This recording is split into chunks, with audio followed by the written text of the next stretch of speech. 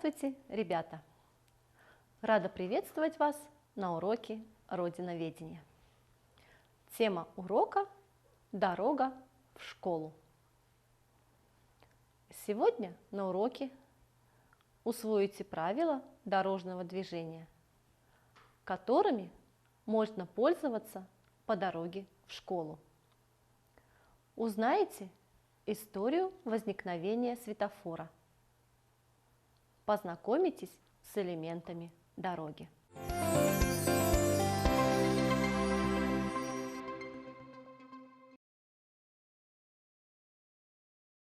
Город, в котором с тобой мы живем, можно по праву сравнить с букварем, азбукой улиц, проспектов, дорог. Город дает нам все время урок. Вот она, азбука, над головой. Знаки развешаны вдоль мостовой. Азбуку города помни всегда, чтоб не случилось с тобою беда. Чтобы сохранить свое здоровье и жизнь, чтобы не мешать движению транспорта, каждый человек должен строго соблюдать правила дорожного движения. Куда бежит, сама не знает. В степи равна, в лесу плутает. Споткнется у порога. Что это? Дорога. Дорога, обустроенная или приспособленная и используемая для движения транспортных средств, полоса земли, либо поверхность искусственного сооружения. Дорога включает в себя проезжую часть и тротуар. Как вы думаете, для чего люди разделили дорогу на проезжую часть и тротуар? Для безопасности пешеходов. Французское слово «тротуар» так и переводится – «дорога для пешеходов». Тротуар сделан немного выше, чем проезжая часть. Это для того, чтобы на него даже нечаянно не мог попасть автомобиль. В тех местах, где особенно людно, тротуар отделяют от мостовой металлической оградой, чтобы пешеход случайно не зашел на мостовую. Чтобы ходить ничего не боясь, придумали люди проезжую часть. И делать там нечего пешим. Проезжая часть – это часть дороги, предназначенная для движения транспорта. У пеших своя пешеходная часть, где нету дороги проезжим. Тротуар – это часть дороги, предназначенная для движения пешеходов и примыкающая к проезжей части. Кто из вас переходит улицу, когда идет в школу? Сегодня мы с вами поговорим о том, как нужно правильно переходить улицу. Отгадайте первого помощника, который нам встречается чаще всего. Вдоль дороги друг стоит. Что нам делать, говорит. Вместо слов зимой и летом светит нам он разным светом. Это светофор. Всем нам знаком светофор. Стоит он на пешеходном переходе, да попеременно глазами своими разноцветными сверкает. Давайте назовем их. Красный сигнал светофора запомни, друг, на красный свет через дорогу хода нет. И будь внимателен в пути, всегда на светофор гляди. Желтый свет светофора. Желтый свет – предупреждение. Жди сигнала для движения. Зеленый сигнал светофора, а за ним зеленый свет. Вспыхнет впереди, скажет он: препятствий нет, смело в путь иди. Мы каждый день встречаем светофор и даже не задумываемся, а как появился светофор. Вам интересно? Тогда вперед! Светофор – слово греческое, означает несущий свет. История светофора началась в 1868 году в Лондоне. На улицах стало появляться много машин. Именно тогда у здания английского парламента в Лондоне был установлен такой аппарат. Светофор представлял собой усовершенствованный семафор.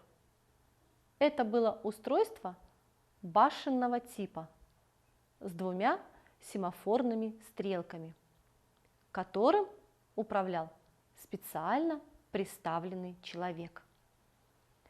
Сигналы этого светофора предназначались не для пешеходов, а для едущих по проезжей части транспортных средств. Для облегчения перехода пешеходам дороги. Главным недостатком первых светофоров было то обстоятельство, что для управления ими требовался человек. Поэтому нельзя было обеспечить светофорами большое количество улиц в городах. Поэтому изобретатели направили свои усилия на создание автоматических устройств для регулирования дорожного движения. Считается, что первую подобную систему создал Эрнст Сирин в 1910 году. При этом она использовала систему табличек с надписями «Стоп» и «Приступать» или «Продолжать», которые, соответственно, запрещали и разрешали движение. Эта система не использовала подсветки, что затрудняло ее использование в темное время суток. Светофоры того времени отличались от привычных нам. Они были похожи на часы. Стрелка указывала на цветовое поле. Водители и пешеходы выполняли ее команды.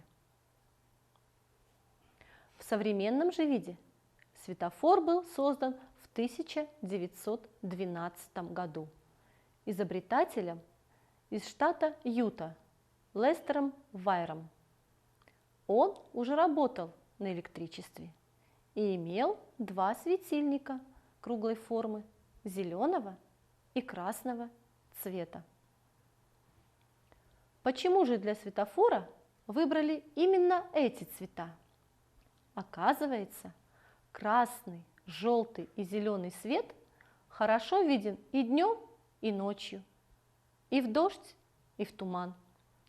Красный цвет расположен всегда сверху, потому что он самый важный. Зеленый свет иногда мигает. Это для того, чтобы было лучше видно. Он предупреждает: скоро зажжется красный. 5 августа 1914 года считается днем рождения первого электрического светофора. Закон улиц очень добрый. Он охраняет от несчастья, бережет жизнь, но он очень суров к тем, кто его не выполняет. По дорогам мчатся машины, пассажирский транспорт. Отгадайте, какой? Что за чудо длинный дом? Ребятишек много в нем. носит обувь из резины и питается бензином? Конечно, это автобус.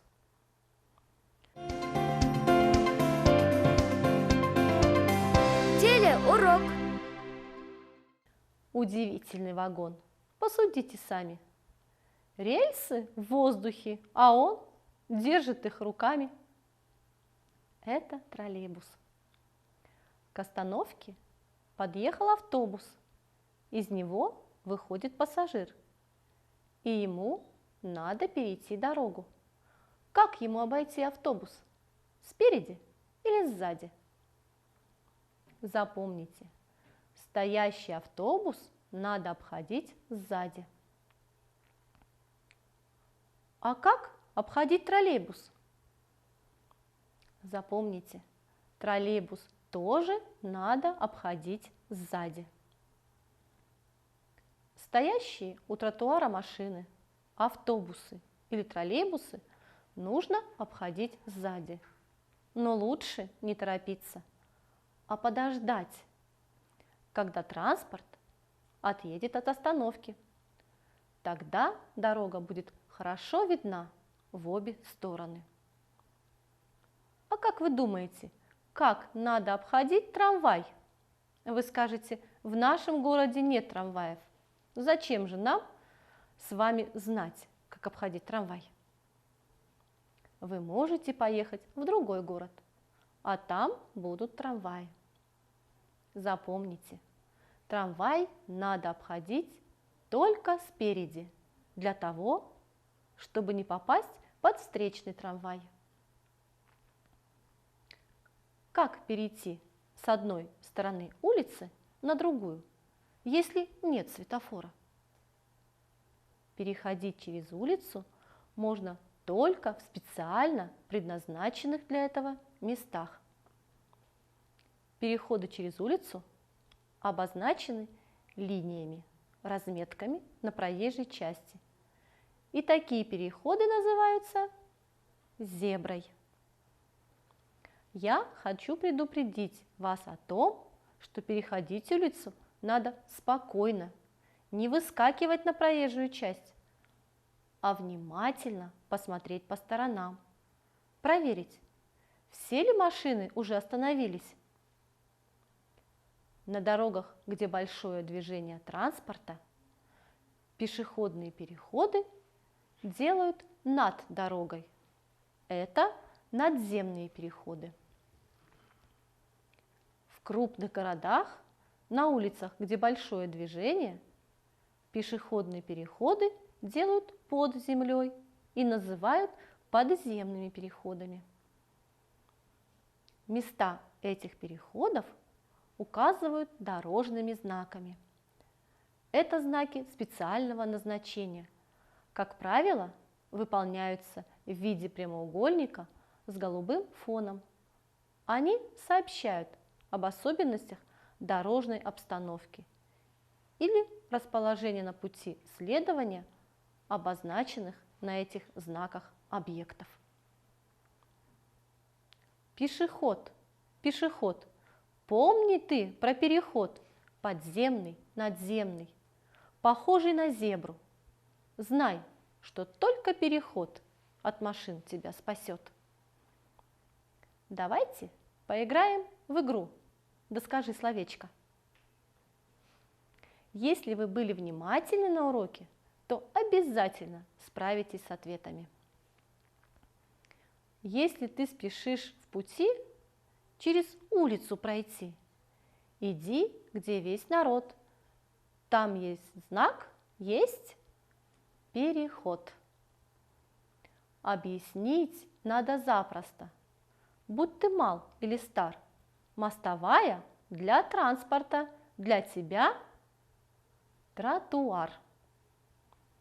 Там, где есть машин поток, дорожных знаков много. Постовой свистит в свисток, значит там дорога. Если ты спешишь домой, не беги по мостовой, не цепляйся за трамвай и другим не разрешай. Ребята, запомните правила пешеходов. Первое. Будьте дисциплинированными на улице. Второе. Ходите только по тротуару. Третье. Переходите улицу только в специально предназначенных для этого местах. Четвертое. Не устраивайте игры на проезжей части и тротуаре. На улице будьте внимательны, дети. Твердо запомните правила эти. Правила эти помни всегда, чтоб не случилось с тобою беда. Наш урок подошел к концу. Ответьте на вопросы. Кого называют пешеходом? Что такое дорога? Для чего предназначен тротуар? Почему для светофора выбрали именно эти цвета? Вместе с родителями начертите на листе бумаги безопасный путь из дома в школу. Он еще называется маршрутным листом. И вклейте его в свой дневник. А я прощаюсь с вами. До свидания, до новых встреч.